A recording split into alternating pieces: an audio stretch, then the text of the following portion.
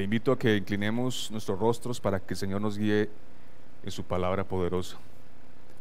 Bueno, Padre, vengo a ti con temor y temblor, vengo a ti con deseos de que tú seas glorificado, de que el hombre quede sin importancia y que tú seas exaltado y que tú seas colocado muy en alto. Es mi anhelo, es mi objetivo que esta predicación cumpla ese propósito y que los hermanos entonces vean a Cristo, vean tu gloria y viéndola sean conmovidos a más santidad, sean movidos a más fe y arrepentimiento. Es el anhelo de nuestro corazón en esta oportunidad. Guía pues este mensaje en Cristo Jesús. Amén. Bueno, hermanos, los invito a que abran la escritura en el libro de Lucas, Evangelio de Lucas, y vamos al capítulo 7, por favor. Vamos a estar en una historia muy conocida, Lucas 7, y vamos desde los versículos 36 al 50. 36 al 50. Esta historia se titula Jesús en el hogar de Simón el fariseo. Si ya están allá, procedo a leer entonces la palabra. Versículo 36. Uno de los fariseos rogó a Jesús que comiese con él, y habiendo entrado en casa del fariseo, se sentó a la mesa. Entonces una mujer de la ciudad, que era pecadora, al saber que Jesús estaba a la mesa en casa del fariseo, trajo un frasco de alabastro con perfume, y estando detrás de él a sus pies, llorando, comenzó a regarlas con lágrimas sus pies, y los enjugaba con sus cabellos, y besaba sus pies, y los ungía con el perfume. Cuando vio esto el fariseo que le había convidado, dijo para sí: si fuera profeta, conocería quién y qué clase de mujer es la que le toca, que es pecadora. Entonces respondiendo Jesús le dijo: Simón, una cosa tengo que decirte. Y él le dijo: Di, maestro. Un acreedor tenía 2 deudores, el uno le debía 500 denarios y el otro 50, y no teniendo ellos con qué pagar, perdonó a ambos. Di pues, ¿cuál de ellos le amará más?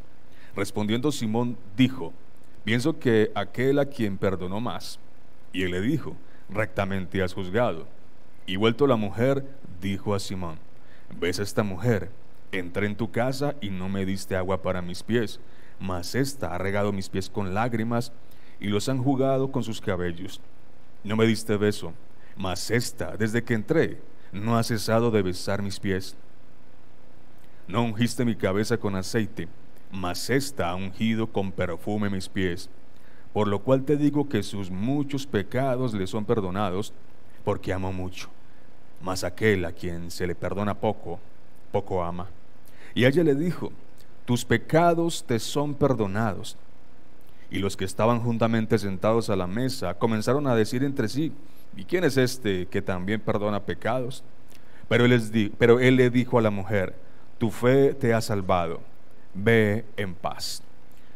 Hermanos, en esta historia vemos un contraste entre 2 personajes.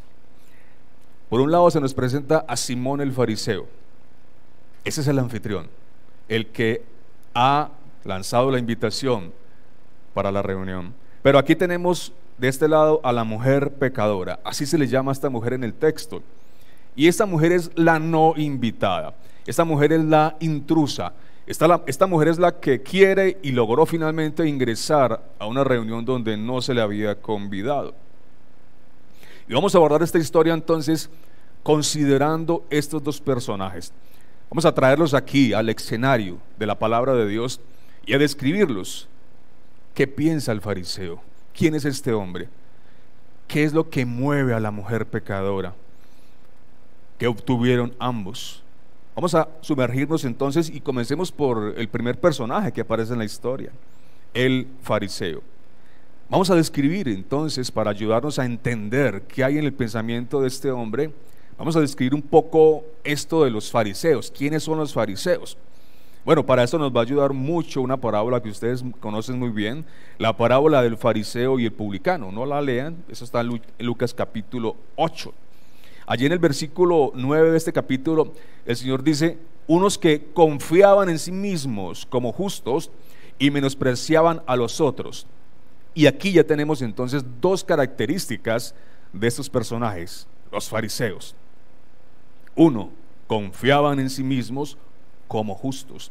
2, menospreciaban a los demás.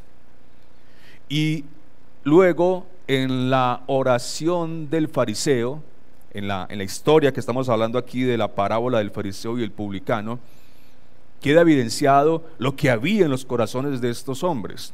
Mire cómo oraba ese fariseo. Oraba consigo mismo.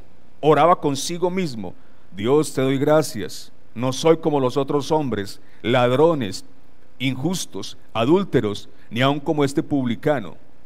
Ayuno 2 veces a la semana. Doy diezmos de todo lo que tengo. Creo que uno de los pasajes más indicados para ilustrar quiénes son los fariseos es este de la parábola del fariseo y el publicano, indudablemente. El Señor dirá en este mismo pasaje del fariseo y el publicano lo siguiente: os digo que este descendió a su casa justificado, hablando de aquel hombre pecador que se arrepintió o que mostró en su corazón que tenía culpabilidad, antes que el otro, porque cualquiera que se enaltece será humillado, y el que se humilla será enaltecido. Y aquí encontramos ya la característica número 3 de los fariseos: se enaltecían a sí mismos, estaban muy orgullosos de haber sido el pueblo escogido de Dios. Si en aquel momento se hubiera hecho una lista de los primeros que iban para el cielo, indudablemente en su sociedad, en su mundo, allí estaban apuntados los fariseos de primero. Hombres religiosos, hombres que se orgullecían de su religión. Pregunta: con la descripción que acabamos de hacer de los fariseos, ¿qué motivó a Simón, este personaje que estamos tratando inicialmente, qué motivó a Simón el fariseo para invitar a Jesús a su casa? Tenemos que meternos allí. ¿Qué está pasando? ¿Qué está moviendo a este hombre para invitar a Jesús? ¿Cuál es su interés? Ahora, pensemos en lo siguiente: un hombre que se considera justo a sí mismo, un hombre que menosprecia a los demás, un hombre que se enaltece a sí mismo. Entonces, ¿qué puede estar buscando en el autor y consumador de la fe? Es la primera pregunta que necesitamos hacer y que necesitamos resolver. Ahora, cuando miramos el desarrollo de la historia, no podemos hallar evidencia a favor de Simón, en el sentido de que hubiera sido salvo o que tuviera una experiencia de fe. No encontramos evidencia en este hombre de que se sintiera pecador, de que estuviera buscando la salvación. No encontramos esa evidencia en las palabras que el propio Simón dice, en las palabras que el Señor le dirige. No vemos, por ejemplo, en este personaje, Simón el fariseo, la actitud de otro personaje donde el Señor fue a tener comunión con él. Zaqueo, ¿se acuerdan de Zaqueo? Uno que procuraba ver al Señor, era muy bajito, se subió a un árbol y el Señor lo vio allí, y el Señor asume la iniciativa, dice: baja, que es necesario que hoy esté en tu casa. Dice que Zaqueo le recibió gozoso. Simón, el personaje que estamos analizando en esta historia, preguntamos: ¿habrá recibido al Señor con gozo como Zaqueo? El texto no lo dice, pero hemos de inferir que lo que dominaba la motivación de Simón era la curiosidad. Bueno, aquí hay un personaje del que se habla mucho hoy. Seguramente el fariseo le había visto haciendo señales, milagros. Seguramente le había escuchado alguna de sus enseñanzas. Los fariseos, ¿se acuerdan ustedes? Preguntaban: y este está haciendo muchas señales. Y tenían miedo porque este hombre estaba haciendo muchas señales. Había una curiosidad de parte de Simón. Había despertado un interés. ¿Hay un interés en este hombre por Jesús? Sí, claro que lo hay. ¿Pero qué lo motiva? Seguro que se hizo la pregunta que muchos hicieran: este hombre hace muchas maravillas. Básicamente había en Simón entonces un interés de tipo intelectual, y esto se concluye porque no vemos en él en esta historia no vemos indicios de salvación a favor del fariseo, tanto en sus palabras como en sus acciones, como lo que el Señor manifestó. A diferencia de la historia del otro, donde el Señor también fue a cenar o a acompañarle, en Zaqueo, donde el Señor dice muy claramente: hoy ha venido la salvación a esta casa, por cuanto él también es hijo de Abraham, porque el Hijo del Hombre vino a buscar y a salvar lo que se había perdido. El Señor vino a buscar a los perdidos, y el gran problema que tiene Simón es que él no se ha dado cuenta que es un hombre que está perdido. Él no sabe, él no tiene ese conocimiento. Él no se ha examinado a sí mismo, él no se ha evaluado, se ha confrontado frente a la ley y ha concluido: yo he violado la santa ley, soy un pecador que merece el justo juicio de Dios. No, en él no había ese conocimiento, a diferencia de la mujer pecadora que ahorita vamos a abordar. Ahora, el sentirse pecador culpable, perdido en delitos y pecados, el sentir la conciencia culpable que señala nuestra transgresión, es condición necesaria, hermanos, para recibir la gracia salvífica que se nos da por medio de la fe que Cristo nos ofrece. Pero para los bonachones, buena gentes, como este hombre, para los que no se creen tan malos como los otros, como los demás, los que se justifican, los que minimizan en alguna manera su responsabilidad, los que, como dice el texto bíblico en Proverbios, justifican su pecado, esconden su pecado, responsabilizan a otros de su pecado.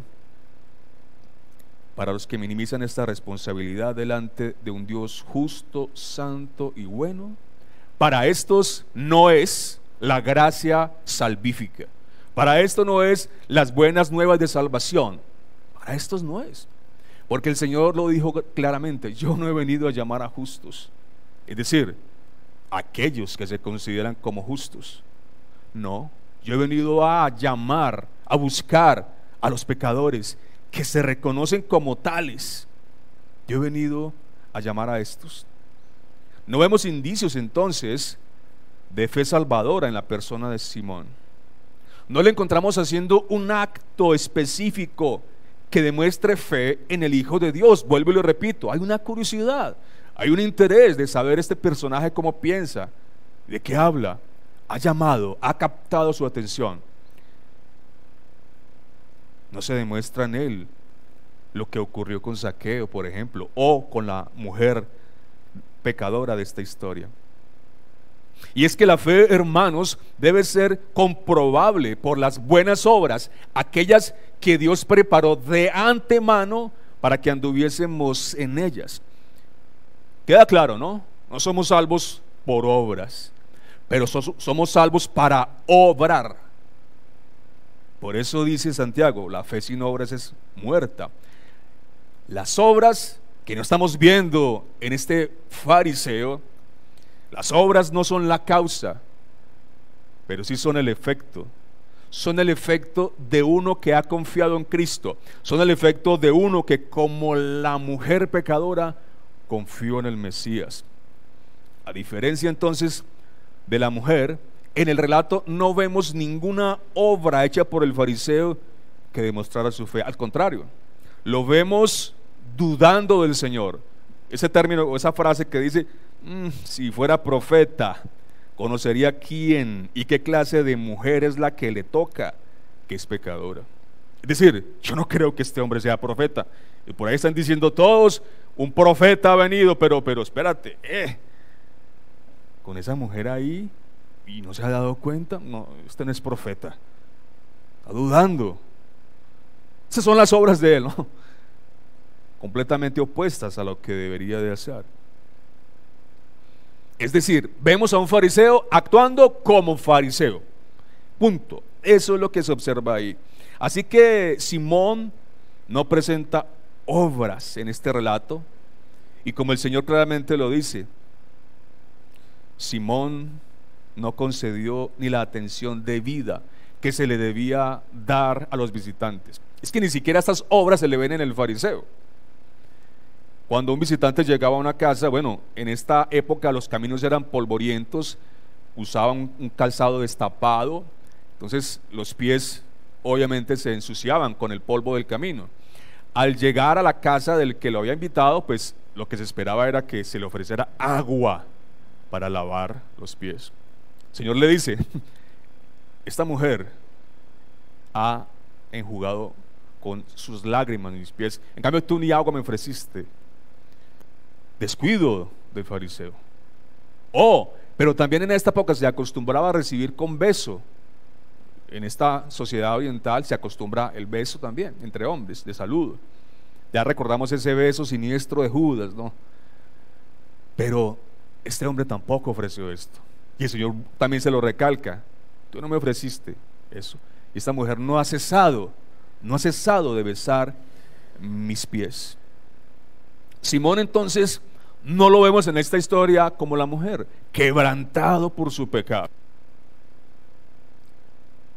Lo vemos más bien alineado con todos los presentes cuando él dice: ¿y quién es este que también perdona pecados? ¿Quién es? Pero ahora dejemos a Simón por un instante y vamos ahora a la mujer. Trasladémonos hacia la mujer pecadora y miremos qué podemos encontrar en este otro personaje. Ahora, esta dama está representando en la historia esa población despreciada. Ustedes recuerdan los leprosos, los publicanos, cobradores de impuestos, gente despreciada en esta sociedad judía, aborrecida. Así que aquí están los malos. Simón el fariseo es el bueno, el que se cree bueno, pero aquí le presentamos a los malos. En su sociedad, estos son los malos. Los fariseos son los buenos, los que van para el cielo. Estos no. Y aquí están los malos, los que muchas veces se reconocieron como malos, como tales, delante de la presencia del Verbo encarnado. Ahora, cuando digo aquí están los malos, estoy queriendo indicar con esto que los otros entonces son los buenos. Absolutamente no. Todos somos malos, hermanos. Todos fuimos concebidos. En maldad me concibió mi madre, dice el texto bíblico. ¿Cuál es la diferencia entonces? ¿Cuál es el asunto? Es que unos se reconocen como malos, como: he pecado contra el cielo y contra ti, ya no soy digno de ser llamado tu hijo, el hijo pródigo. Pero otros, como en la parábola de ese fariseo que oraba consigo mismo: yo no soy como los demás, yo hago esto y esto y esto y lo otro. No se reconocen entonces como tal. Ese es el asunto. Unos reconocen, otros no reconocen.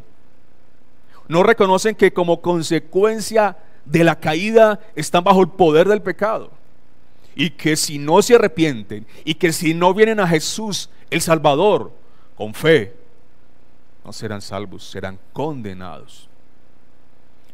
Ciegos entonces ante esta realidad.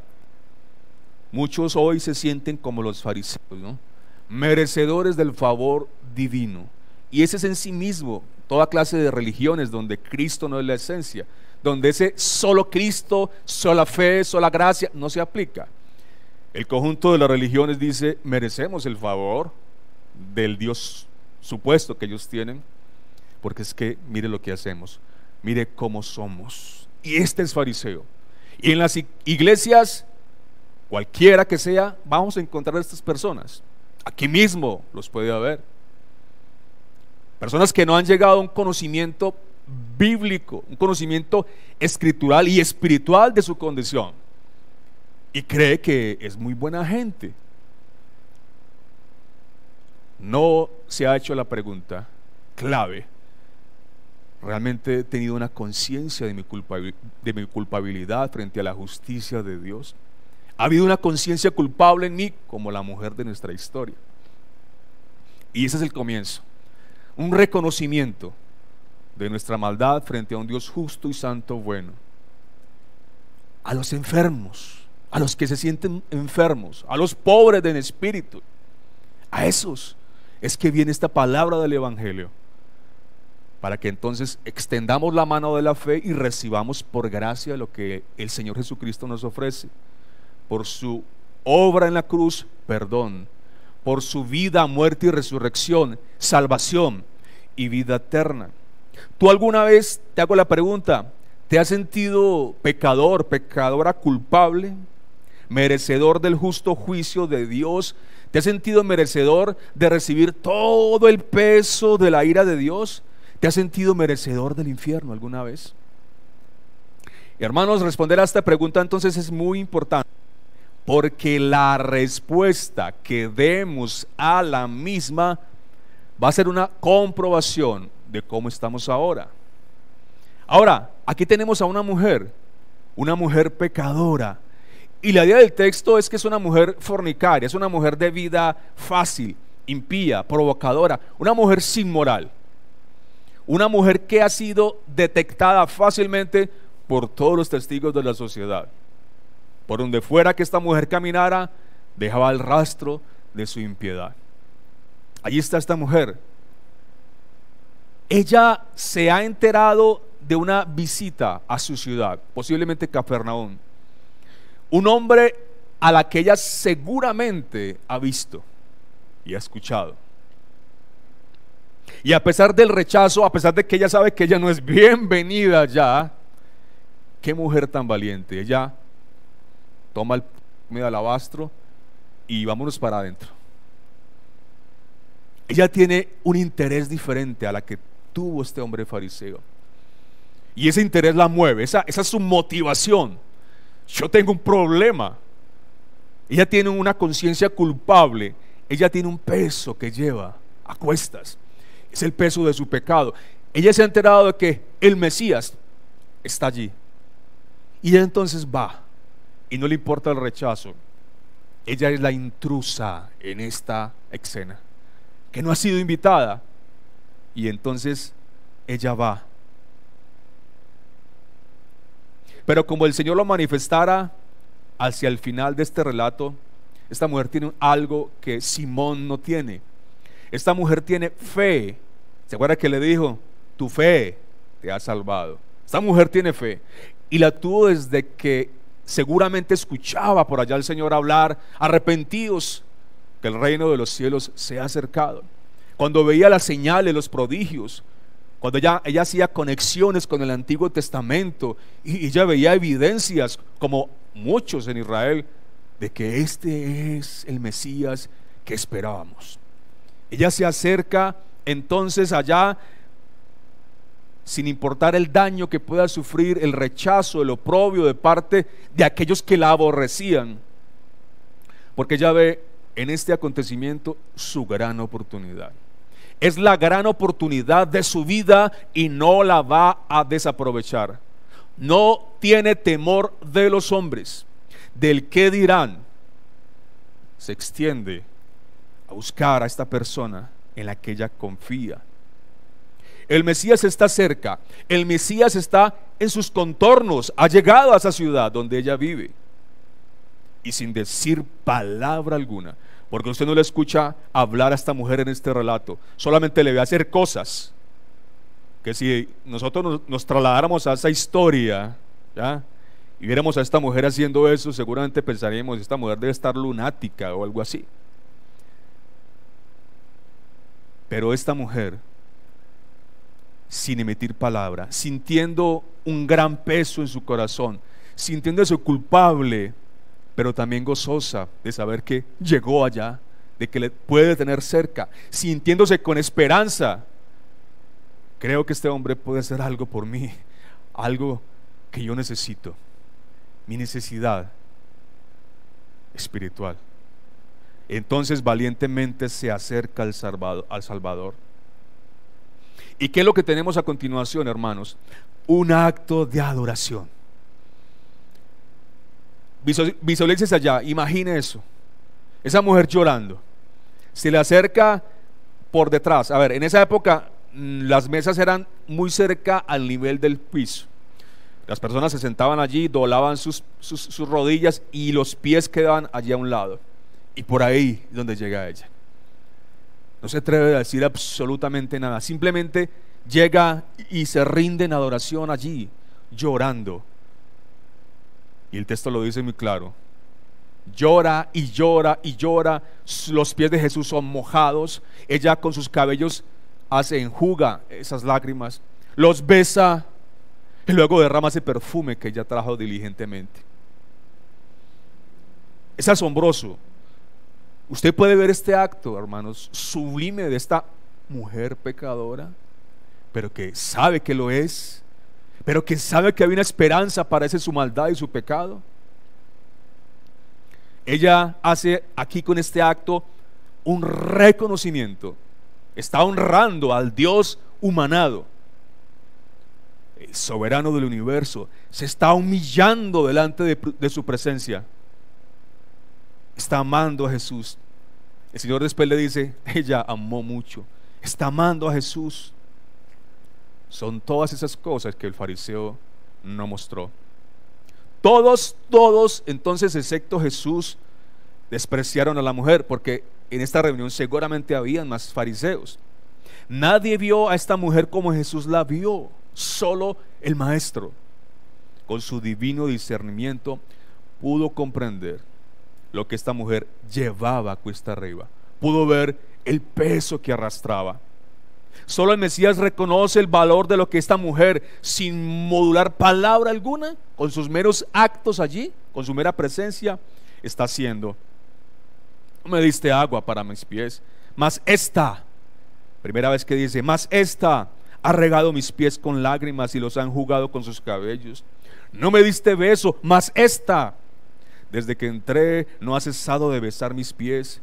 No ungiste mi cabeza con aceite, mas esta ha ungido con perfume mis pies. Iglesia, como creyentes debemos adorar a este Salvador con todo nuestro ser, alma, cuerpo, espíritu, con pasión, con nuestras emociones, no con una indiferencia. Hermanos, qué tan agradecida estás con este Salvador, por el perdón que no merecías, por la salvación que no merecías, por la misericordia que ha derramado en tu corazón y que no merecías. ¿Qué producirá eso en nosotros? Agradecimiento, deseos de exaltarle, deseos de humillarnos delante de su presencia a nivel congregacional, a nivel personal, familiar, en nuestros momentos a solas. ¿Cómo nos conmueve esa historia?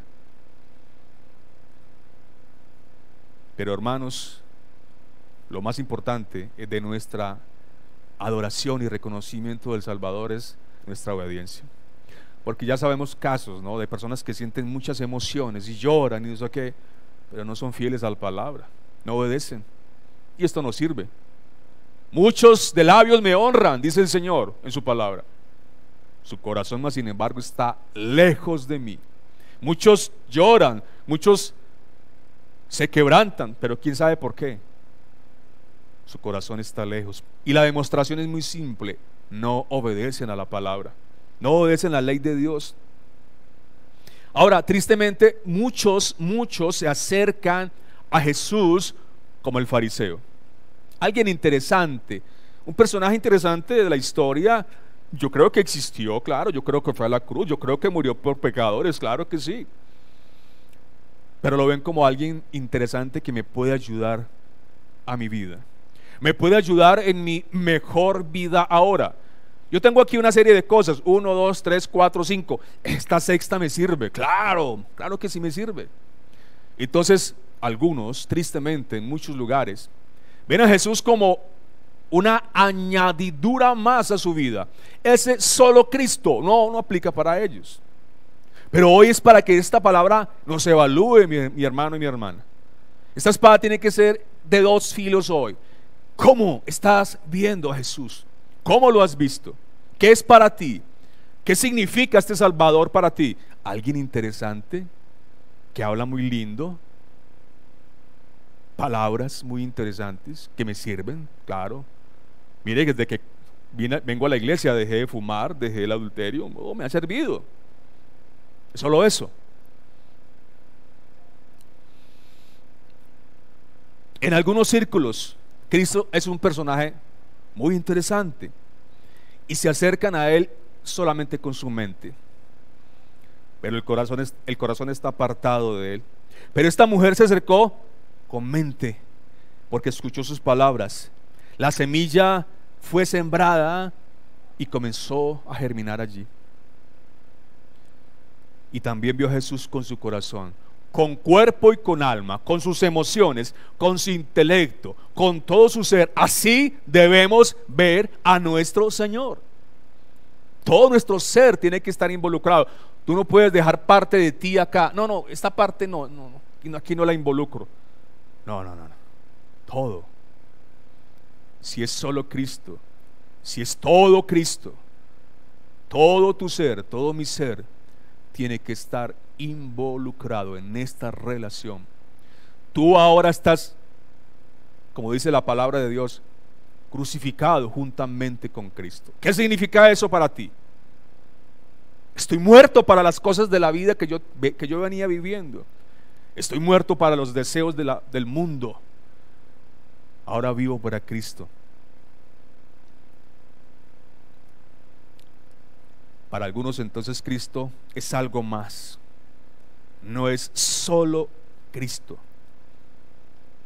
Pero esta mujer entonces vino con todo su ser, alabó, se humilló, hizo lo que los religiosos de su época en esta reunión por lo menos no hicieron. Y de regreso a casa se llevó gran regalo. Se llevó unas palabras del Salvador, unas palabras del autor y consumador de la fe. Se llevó palabras de vida. Mire esas palabras, las mejores palabras, las más gloriosas que pueda escuchar y recibir un ser humano que sabe que es pecador y que sabe que tiene una deuda pendiente con la justicia de Dios. Tus pecados te son perdonados. 1. Tu fe. 2. Te ha salvado. 3. Ve en paz. ¿Se siente gozoso, hermano, por estas palabras? Las toma para usted mismo, para sí mismo. Mis pecados han sido perdonados. Fe, tú me has dado fe. Tú me has salvado. Ahora tengo paz. Una paz que sobrepasa todo entendimiento. Hermano, hermana, sientes que tus pecados han sido perdonados. Sientes el gozo de la salvación. Lo sientes. Tu alma está en paz. Una paz que sobrepasa todo entendimiento.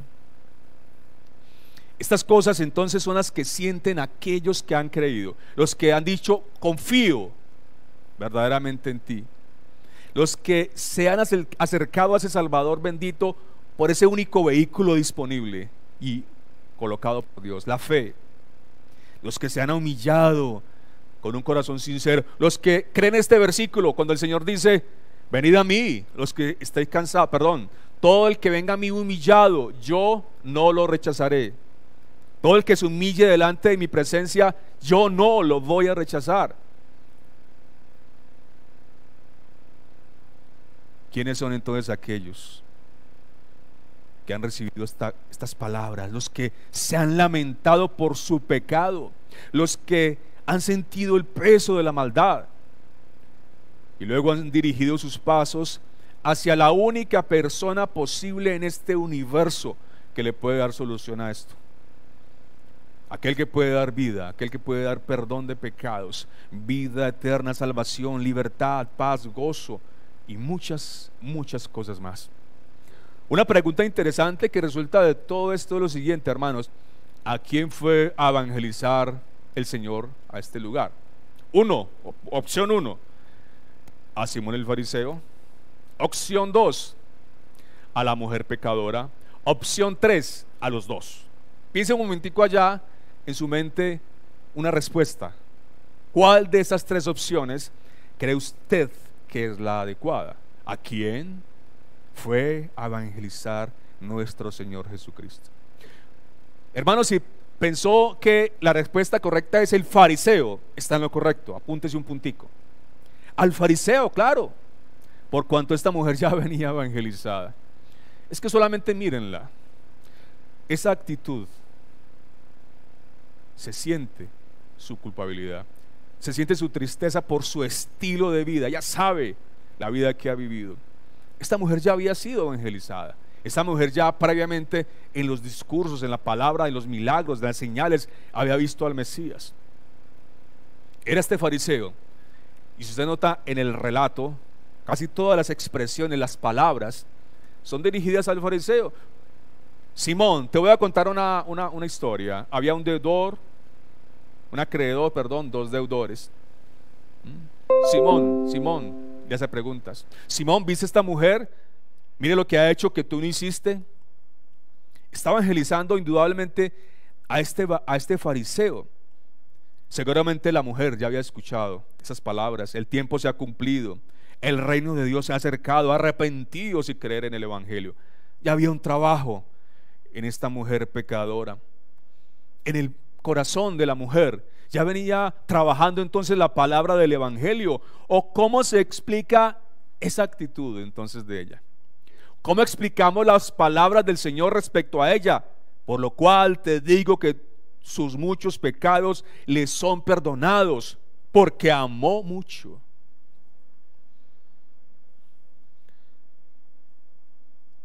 Ahora analicemos esta última frase que acabo de mencionar. Por lo cual te digo que sus muchos pecados le son perdonados, porque amó mucho. ¿Significa que una persona es perdonada por amar mucho? Miremos la frase otra vez. Sus muchos pecados le son perdonados porque amó mucho. Amar mucho es la condición para ser salvos. Entonces, la respuesta es un contundente no. Si así fuera, entonces la salvación sería por obras. Y ya sabemos, mucho aquí se ha repetido que eso no es así, que es por gracia mediante la fe. El amor de la mujer ha de verse entonces como un efecto, una consecuencia de lo que ella ha recibido. No es una causa. Es decir, que como el resultado de creer vino el efecto de amar. Así funciona. Muchas personas se autoengañan, ¿no es cierto? Sienten por allá una emoción. Ay, yo tengo tanto amor por Dios. Claro, es un Dios desfigurado por el intelecto, la filosofía, la psicología, etcétera, etcétera. Y porque creen que sienten por allá una cosita en el pechito que les vibra el corazón, les tiembla el corazón, aman mucho. Yo amo tanto, tengo salud, dinero, amor, tengo comida, tengo ropa, y generalmente se enfocan en ese tipo de cosas. Pero es un engaño, porque no es por amor o por amar que somos justificados. Pero sí ha de verse ese amor una vez hemos sido justificados. Claro, ¿cómo no hemos de amar a ese Salvador? ¿Cómo no hemos de amar lo que Él ama? Este pueblo aquí presente, la iglesia del Señor. ¿Cómo no de amar esta iglesia? ¿Cómo no de amar a su pueblo santo? ¿Cómo no de amar la verdad? ¿Cómo no de amar la santidad? ¿Cómo no de aborrecer la maldad, el pecado? ¿Cómo? Esta mujer cuando se fue, ustedes piensan que cuál fue su estilo de vida ahí para arriba. Cambio absoluto. Esa gracia, esa fe es poder de Dios para salvación, pero para santificación. Pero en el fariseo y en general en aquellos profesantes que son solo de nombre, el amor hacia Cristo no existe, es que no puede existir. Aunque se llore con una cancioncita, aunque las emociones se muestren alineadas, presenten una empatía con el cristianismo, aunque se demuestre interés por la palabra, nunca han venido a Cristo con la actitud correcta, con la actitud como la que se puede manifestar claramente en esta dama. Y entonces en los profesantes meramente nominales, el amor hacia Cristo no puede existir, ¿verdad? En razón a que no obedecen la palabra, son desobedientes. En razón a que no ven el pecado como solamente los hijos de Dios pueden ver el pecado. En razón a que llegaron a engrosar las filas de la religión, sintiéndose bonachones, muy buenos, muy justos, muy correctos, como Simón. Pero en la mujer pecadora, salvada por la gracia de Dios en Cristo mediante la fe en su escogido, en su unigénito Hijo, es diferente. Y aquí en esta mujer vemos a los creyentes que aman porque previamente ha sido hecha una operación de gracia en sus corazones, que se arrepienten como lo hiciera Pedro cuando negó al Señor, que muestra con sus emociones santas que efectivamente una obra santificadora se ha efectuado en sus vidas. Qué devastador, hermanos, será entonces para aquellos que son como Simón y están en las iglesias. Tuvieron a Jesús cerca, a sus contornos. ¿Y cómo? Ahí estaba la predicación. Cristo, cuando el predicador estaba exponiendo fielmente la palabra, era Cristo hablando a través de ese mensajero, a través de ese libro que se le regaló. Tuvieron a Jesús cerca, en sus contornos. Cualquier medio por donde hayan recibido el evangelio, pero no se humillaron, no reconocieron su maldad, no extendieron esa mano vacía que es la fe para recibir por sola gracia lo que este bendito Redentor ofrece. Pero qué gozo, hermanos, habrá eternamente en aquellos corazones que vieron la realidad desnuda de sus tinieblas, de su maldad, y como la mujer fueron activos, tomaron la iniciativa, fueron valientes, se acercaron al que llamaba. Tendrán paz para siempre en sus corazones. Oremos. Oh Padre, te alabamos en esta hora y te damos gracias, Señor, por llamar a tu pueblo.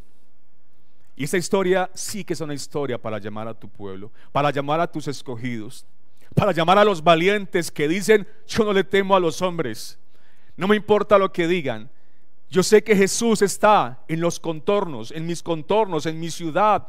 Cristo ha llegado, hay una iglesia bíblica, están predicando el evangelio, la sana doctrina, voy a buscar.